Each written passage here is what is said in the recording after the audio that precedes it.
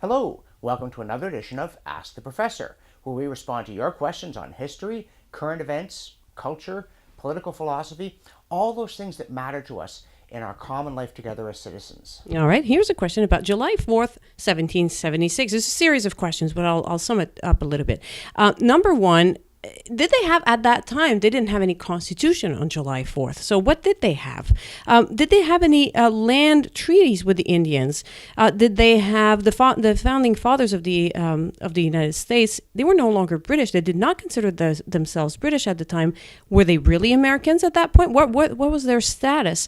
Did they have, where did they get, I guess is the question, the lawful authority to do what they did on that day? That is an excellent question and highly pertinent to Canada today.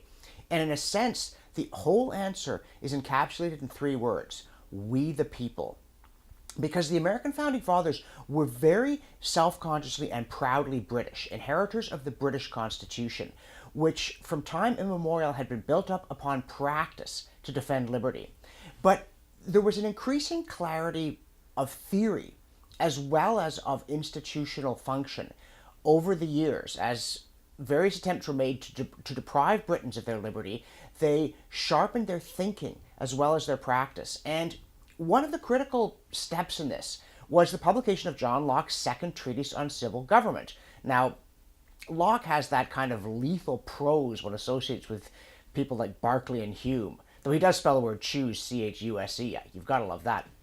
But Locke, in a sense, he agrees with everything Edward Cook says. But whereas Cook is looking into precedent, Locke is looking to theory. He is looking to the state of nature and to the fundamental logic of liberty in order to show, in principle, why Cook is right in practice. And Locke can only publish because of the Glorious Revolution. He comes back from exile when James II is booted out, and he lays out the theoretical groundwork for the very practical arrangements the British had always made. He says that when human beings form governments and enter into societies, they do so in order to safeguard liberties to which they are thoroughly entitled under natural law: self-ownership, the right of first possession, the right of free exchange of property, the right of self-defense, all these things that they inherently possess, but which are not very secure without orderly arrangements, agreements among people to stand up for one another's rights. And this is very important, partly because if you follow Locke, and I certainly do, people cannot delegate to government any power they didn't have when they formed a society. Hence, redistribution. Since you don't have the right to take things from somebody else in the absence of government, you can't give government your right to take things from other people. But we do delegate to government to some extent our right of self-defense, reserving it in the case of an emergency, of course. And we build up these political institutions all based on the consent of the governed. Well, what happens if the government breaks its compact with the citizens? Locke talks about this clearly and directly. He says we have only delegated these powers to government, and governments that start to exercise powers they do not legitimately have cease to be governments. And that's very important from the point of view of the Americans in 1776, because the British government could not dissolve the Constitution because it hadn't made the Constitution. The people had. And when the government betrays the trust of citizens, it dissolves itself. It is no government.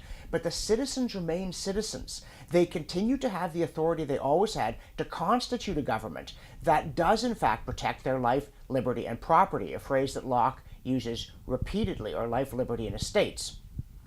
And so the Americans, in a sense, were cast back in the direction of a state of nature by the British government's failure to uphold liberty. But in that state of nature, they retained their inherent rights, and they retained the right to have essentially the British Constitution, which they would eventually, in 1789, recreate in a firmer institutional form. But the common law did not cease to operate. Courts did not cease to operate. It did not become a lawless society. What had become lawless was the government, and they replaced that government. Now, to begin with, under the Articles of Confederation, they replaced it with something that didn't work very well. And after bitter experience, including during the Revolutionary War, and then the chaos afterward, they knew they had to come up with something better. But when the government collapsed of its own ineffectiveness, once again, sovereignty simply had always rested in the people, and the practical exercise of it reverted to them, and they made a new government, more suited to their needs. So, in a funny kind of way, the Americans always had a constitution. They didn't have all the refinement and detail They lost what they got from Britain, which was in some disrepair anyway. They tried a new version that didn't work, then they created a version that worked. And so in that sense, the law never went away. There was some debate about what specific form it should take, but at all times, sovereignty rested where it had always rested in the British system, with we the people. And Okay. it still does in Canada. I was And gonna that's say. why when we are contemplating fundamental changes to the way we are governed, including how we elect ourselves, this is a decision that government cannot exercise in defiance of us, because we never delegated the power to government to do that. We have always retained it, and we still do. In the United States, it's very clear where the power sits, right? We the people. In Canada, where is it? You say it's we the people as well? Well, it's curious. By now we have this unidentified constitutional object, and it's a real problem. The 1982 Constitution did not come from Parliament. It was not an act of Parliament that established it. An act of Parliament requested it from the British Parliament. An act of the British Parliament agreed to that request. But neither of those is fundamental law in Canada. If it were, our Constitution could be amended either by the British Parliament or the Canadian one, and it can't. But that was a betrayal of our tradition. The British North America Act, though it was an act of the British Parliament, was passed because Canadians had been consulted in a series of elections in the various colonies as to whether or not they accepted the work of Confederation, and by and large, they did.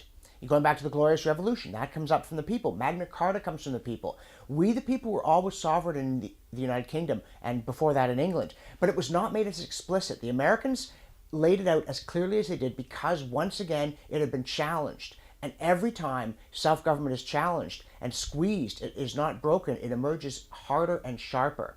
And it's time in Canada that we took that upon ourselves and said, we need to remake our Constitution, preserving much that is excellent, discarding that which is foolish, and making it clearer through a referendum to establish the Constitution, and through the amending formula that we then established, that it is the people of Canada who determine how they shall be governed. And any government that does not respect their right to set the fundamental rules dissolves itself.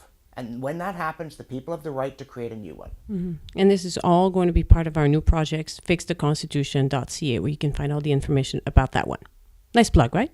That was very smooth. Okay. Constitution.ca. All right. There you go. Thanks for that. Folks, if you want to get in the fun and ask your question of the professor, the URL on your screen will take you to a page where everything is explained. Thanks, and see you next time.